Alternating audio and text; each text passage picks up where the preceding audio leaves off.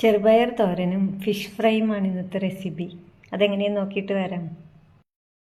ഇത് 3 മണിക്കൂർ വെള്ളത്തിൽ കുതിർത്ത് വെച്ച് എടുത്തു വെച്ച വെള്ളം കളഞ്ഞു വെച്ചേക്കണ ഗ്രീൻ ഗ്രാമാണ്. ഇത് നമുക്ക് കുക്കറിലേക്ക് ഇട്ട് കൊടുക്കാം.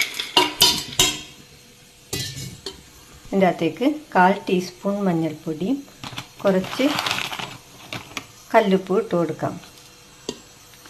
വെള്ളം പാകത്തിന് ഒഴിച്ചാൽ മതി. നമുക്ക് ഒത്തിരി വെള്ളമൊന്നും വേണ്ട, കറക്റ്റ് വെന്ത് വരാനുള്ളതാണ്. അപ്പോൾ നമുക്കൊരു 1/2 ഗ്ലാസ് വെള്ളം ഞാൻ ഒഴിച്ചിട്ടുള്ളൂ. എന്നിട്ട് 2 വിസിൽ വെച്ചെടുക്കും. അതിനിടയിൽ നമുക്ക് ഫിഷ് ഫ്രൈക്ക് വേണ്ട മസാല റെഡിയാക്കാം. ആദ്യം കുറച്ച് 2 ടേബിൾ സ്പൂൺ മുളക് പൊടി, 1 ടീസ്പൂൺ കുരുമുളക് പൊടി, 1/2 ടീസ്പൂൺ മഞ്ഞൾപ്പൊടി, പിന്നെ കുറച്ച് സോൾട്ട് കൂടി ചേർക്കാം. നമുക്ക് അതിലേക്ക് കുറച്ചുകൂടി ഉപ്പ് ചേർക്കാം. പിന്നെ കുറച്ച് വിനാഗിരി, പിന്നെ കുറച്ച് വെളിച്ചെണ്ണ ഒഴിച്ചു കൊടുക്കാം. നന്നായിട്ട് മിക്സ് ചെയ്യാം.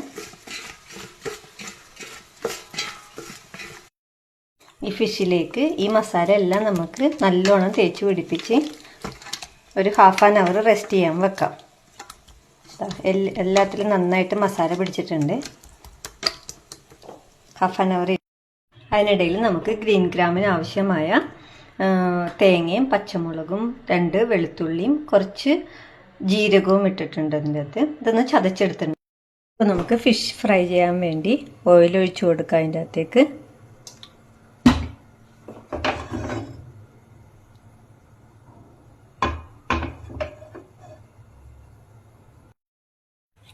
കുറച്ച് കറിവേപ്പില ഇട്ട്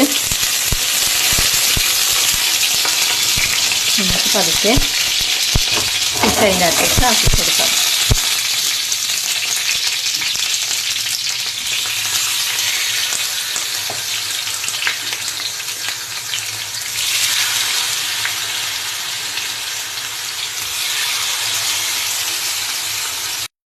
എണ്ണ ചൂടായിട്ടുണ്ട്. അതിലേക്ക് നമുക്ക് കടുക് ഇട്ട് കൊടുക്കാം.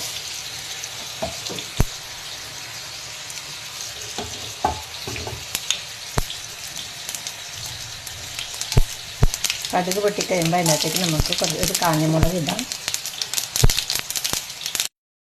നമുക്ക് ഇതിനകത്തേക്ക് കുറച്ച് ചെറിയ ഉള്ളി ഇട്ട് കൊടുക്കാം. 4 ചെറിയ ഉള്ളി അരിഞ്ഞതും ഒന്ന് വഴറ്റാം. നമുക്ക് അരച്ച് വെച്ചിരിക്കുന്ന തേങ്ങ എല്ലാം കൂടി അരച്ചത് നമുക്കിപ്പോൾ ഇട്ട് കൊടുക്കാം. ഇതൊന്ന് ഇളക്കി അതിൻ്റെ അകത്തേക്ക് നമ്മൾ വേവിച്ച് വെച്ചിരിക്കുന്ന ഗ്രീൻ ഗ്രാം കൂടി നമുക്ക് ഇതിൻ്റെ അകത്തേക്ക് ഇട്ട് കൊടുക്കാം. ഇനി നമുക്ക് ഇത് 2 മിനിറ്റ് അടച്ചു വെച്ച് ഒന്ന് ആവിയിൽ വേവിച്ചെടുക്കാം.